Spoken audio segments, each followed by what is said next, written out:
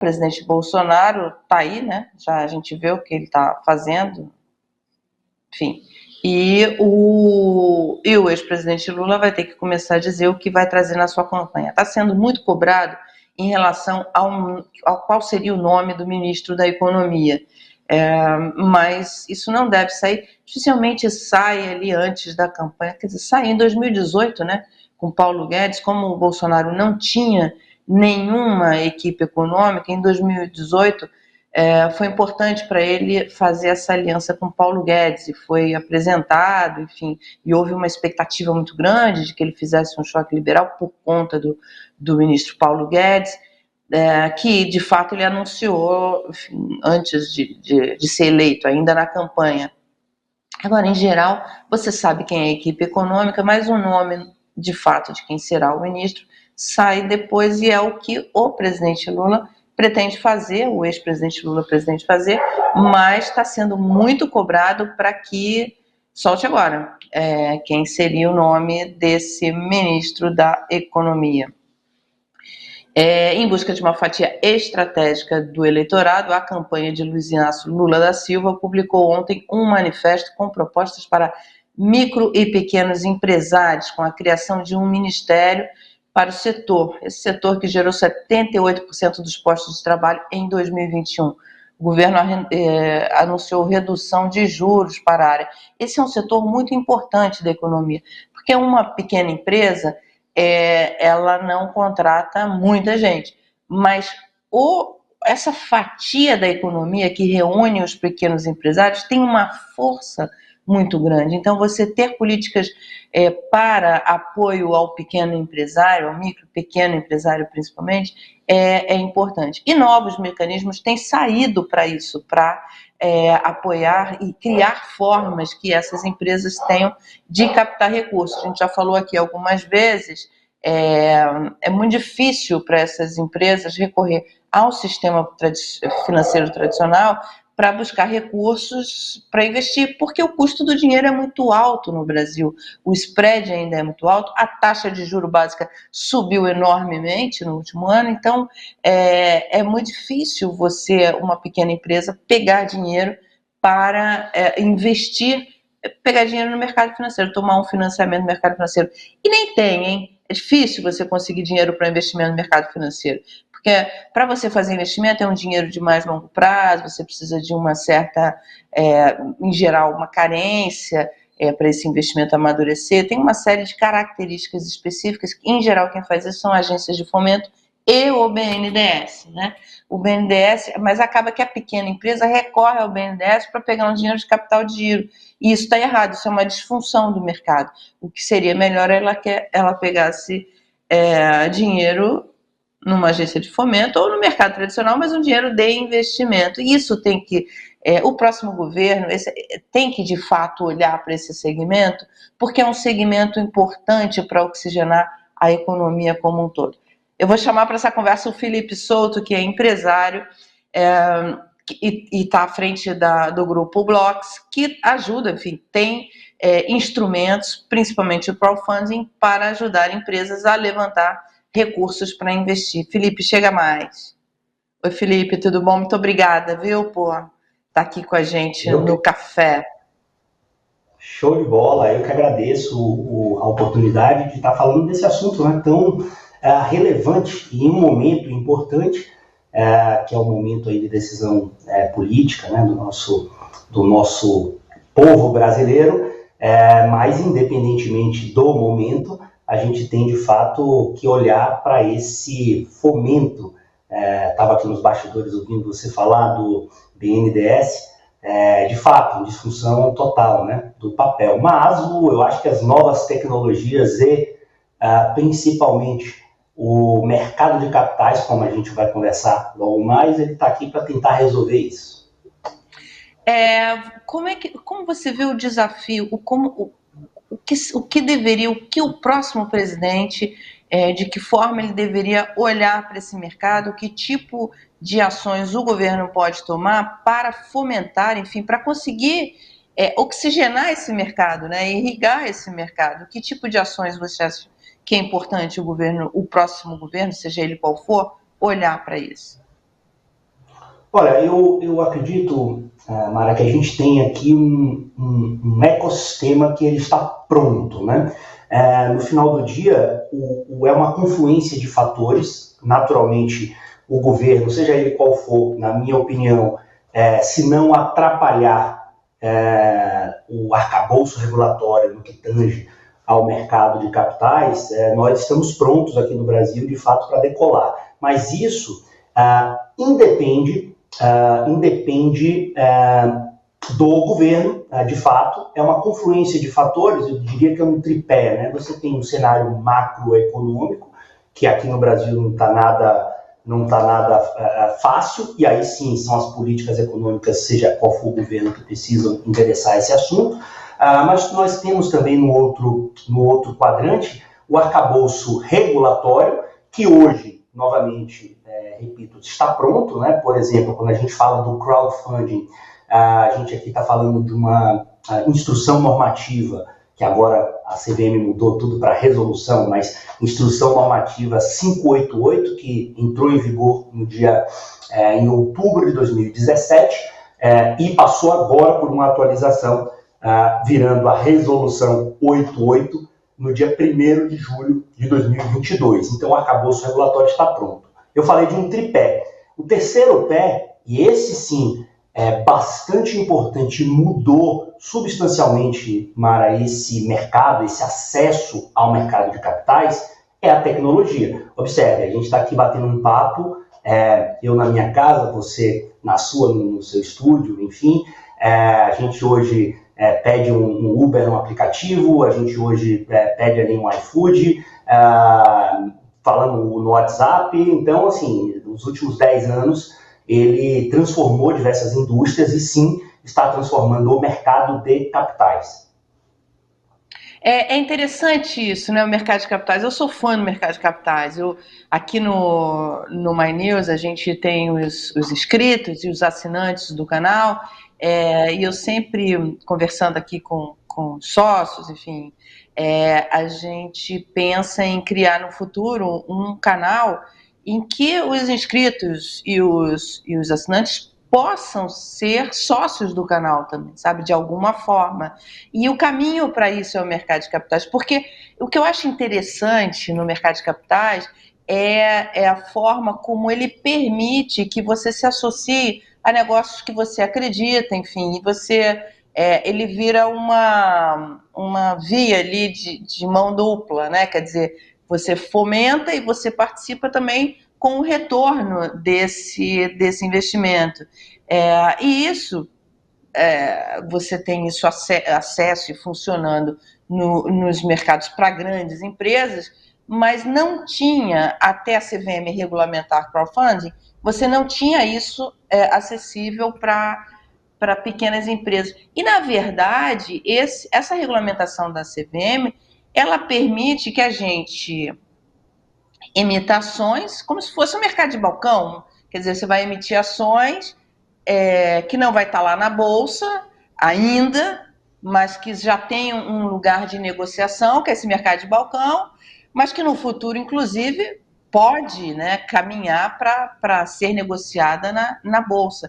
E esse seu parceiro, que no nosso caso, vou dar o nosso caso como exemplo, e esse seu parceiro, que é a sua audiência e que apoia você, na verdade, ele vai sendo levado e vai criando-se oportunidade para que ele também seja sócio, para que ele também seja remunerado pelo negócio, enfim, para que ele também vire um grande acionista no futuro. Eu acho esse processo muito interessante. E hoje isso, como está o conhecimento? Como é que estão as empresas, a demanda das empresas por esse tipo de ferramenta, já que já está regulamentado? Não, show de bola. Eu tenho certeza que eu sou antigo de mercado, assim como você, que eu ali no 2010, 8, 10, você deve se recordar do Bovespa+, né? Foi uma tentativa, né, da Bolsa de ter ali esse mercado de acesso. E esse mercado de acesso não decolou, né, no final do dia, né, na antiga Bovespa, hoje B3. Quando a gente fala de qualquer evolução, né, econômica, brilhante a tua colocação, por trás de toda a economia pujante, você tem um mercado de capitais que é uma caixa de ressonância. Pessoal, assim, quando a gente fala mercado de capitais, eu gosto de simplificar muito as coisas. Meu grande desafio é sempre assim, poxa, eu preciso fazer com que meu pai entenda as coisas, né? Ele não é tão bom assim de mercado, advogado e tal, mais velho. Digo, pô, se eu conseguir fazer com que meu pai entenda, tá todo mundo entendendo. Ele me pergunta, meu filho, que tal, que é esse negócio de mercado de capitais? Eu digo, meu pai, é o seguinte, você tem de um lado o mercado financeiro, bancário, você vai tomar ali um dinheiro com, naturalmente, um banqueiro, e você tem um mercado de capitais onde você acessa um pool de investidores. Quem são esses investidores? Somos nós. Somos todas as pessoas que possuem algum recurso e estão dispostos a investir em determinado empreendimento. A gente complica, né, um pouco as coisas, mas quando a gente olha, Mara, assim, o Eduardo Moreira, ele gosta também de usar muito essa expressão, que só existem duas operações no mercado, né? Ou você está fazendo uma operação de dívida, você empresta um dinheiro para alguém em troca de juros, ou você está fazendo uma operação de equity, você está virando sócio de algum negócio, de algum ativo. Pois bem, para que as empresas, olha, de um lado, empresas, encontrem esses investidores do outro lado, claro que existe um processo. Você não pode colocar um PowerPoint no teu WhatsApp, sair disparando para os seus amigos, ou falar no Instagram, ou até pode, mas você estaria fazendo uma oferta pública irregular. Pois bem, chegamos no ponto. Então, o regulador, né, a CVM, ela traz a possibilidade de as empresas, através de plataformas autorizadas, no caso a Blocks é uma plataforma de crowdfunding autorizada pela CVM, fazerem emissão de ações através da emissão de um contrato, que é o SIC, Contrato de Investimento Coletivo, e sim, funciona muito parecido com um mini IPO ou a emissão de uma mini debenture, vamos colocar assim. E essa regulação ela vai evoluindo, Mara. Ela começa podendo fazer emissões de até 5 milhões de reais, e agora ela foi alterada e majorado esse limite para 15 milhões de reais. O conhecimento, respondendo a tua pergunta, né, ele vem, claro, como todo processo, ele vem crescendo. A gente aqui tem um mercado que está bastante pujante. Esse ano, nós aqui da Blocks estamos sentindo uma demanda absurda, naturalmente por conta dos spreads, do aumento grande, né, da taxa de juros. Não que a taxa de juros aqui inexista, não é esse o ponto. O ponto é que você consegue desintermediar e você consegue, às vezes, transferir, se não for uma operação 100% equity, transferir um pouco do risco para o investidor. Exemplo, olha que coisa bacana. A gente poderia fazer uma captação híbrida, onde o empreendedor estaria tomando um recurso, ele toma esse recurso, por exemplo, pagando Selic, pagando floor, seja ela qual for, então a gente estabelece ali um floor, CDI. Pô, CDI, você não consegue dinheiro a CDI em lugar nenhum, né? É bem difícil, né? Talvez, eu desconheço. Então, você tem um floor ali a CDI, só que você vira para o investidor e diz, olha, investidor, eu vou lhe dar um kicker, eu vou majorar a tua rentabilidade se o meu empreendimento der certo.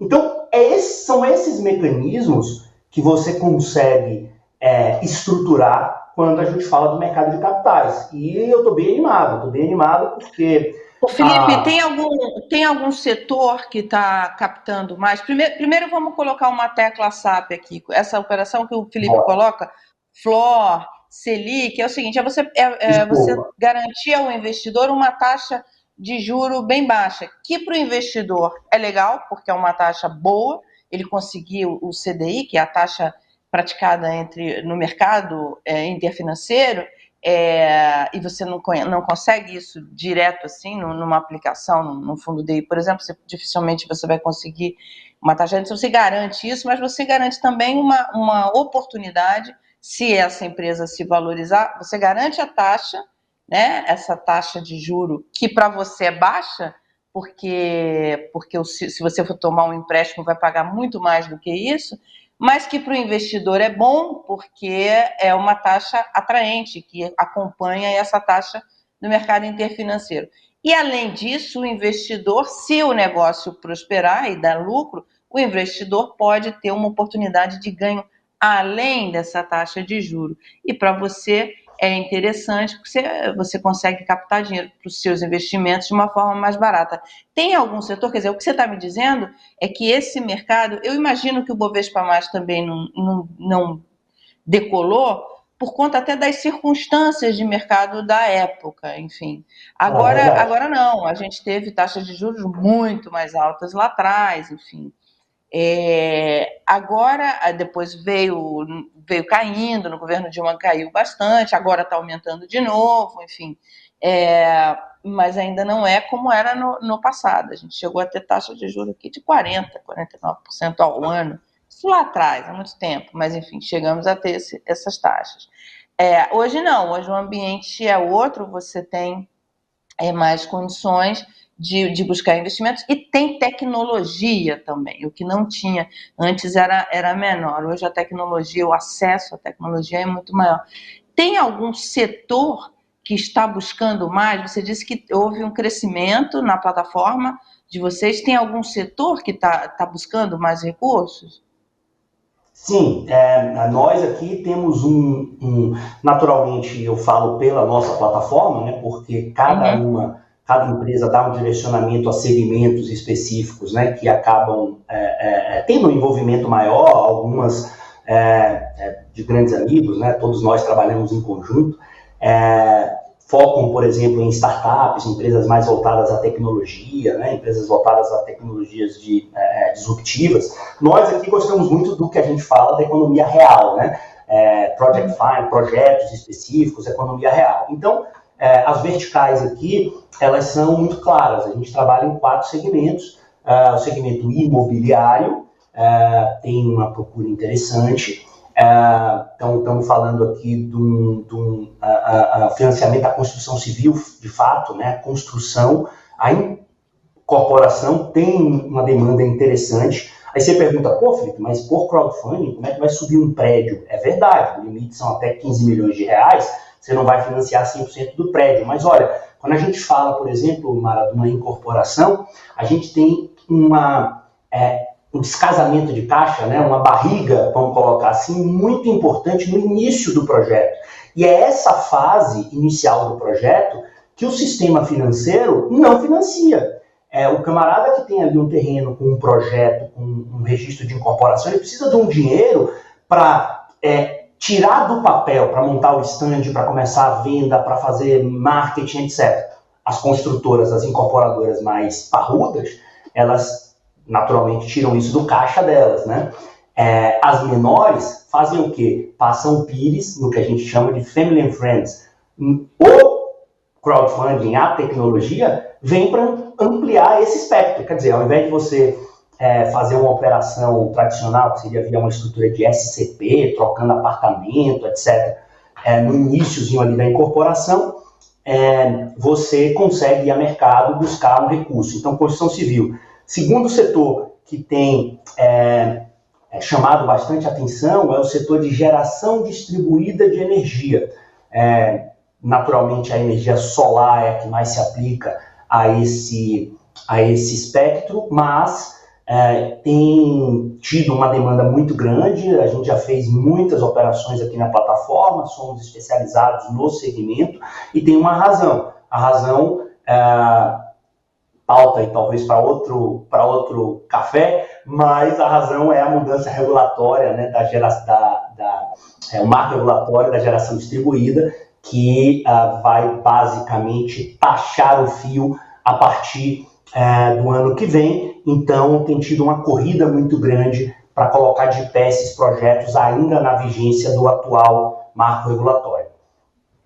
Então, Felipe, tem uma pergunta aqui.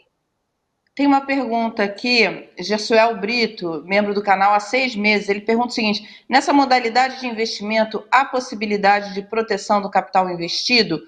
Ou o investidor pode perder o capital investido em caso do negócio não prosperar? Boa pergunta essa, Gersuel.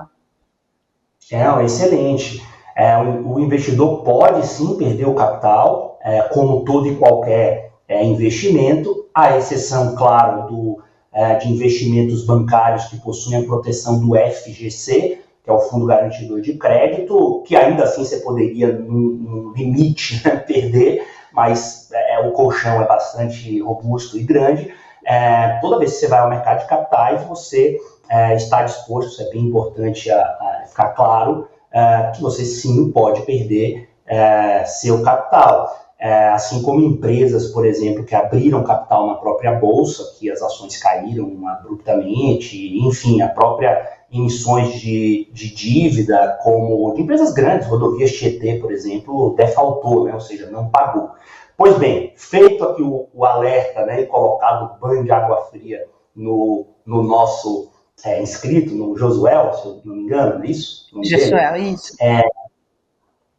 Feito aqui o trabalho, né, de cautela, a gente pode falar de fatores mitigantes desse risco. Então, quando a gente está diante de uma operação que envolve, por exemplo, uma operação de crédito, né, onde você, investidor, está emprestando dinheiro para a empresa, toda vez que você está diante de crédito, a gente tem que olhar o risco de crédito, ou seja, qual a capacidade desta empresa, deste negócio me pagar.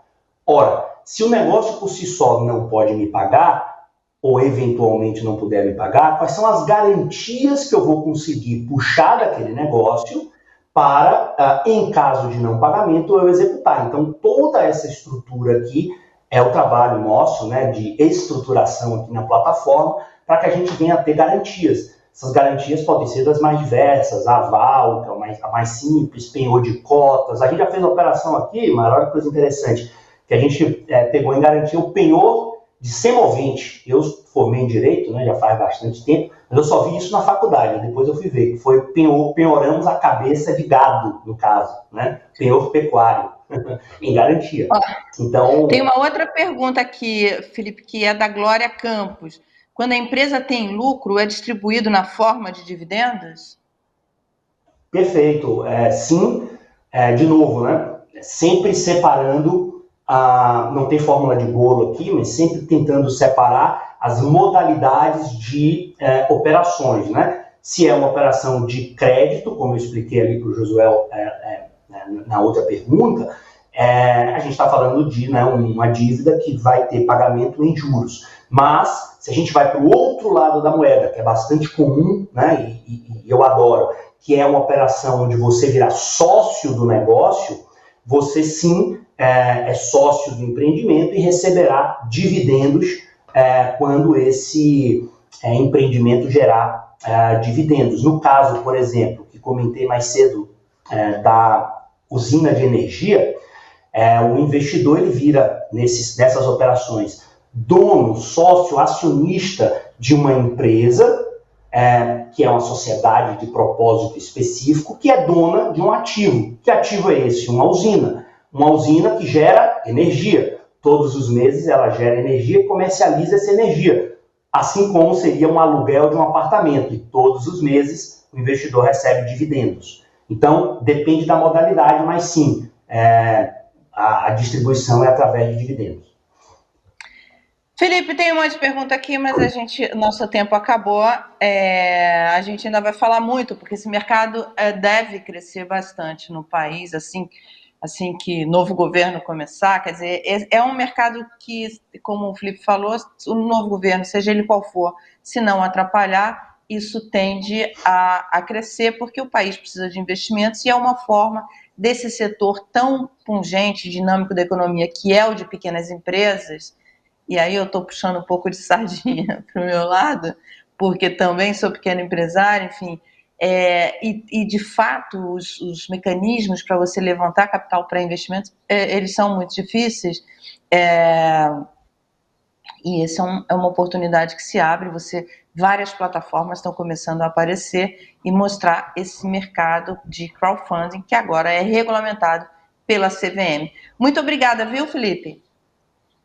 Eu que agradeço a oportunidade e estou à disposição aqui do canal, que eu também acompanho, né, e sou assíduo aqui.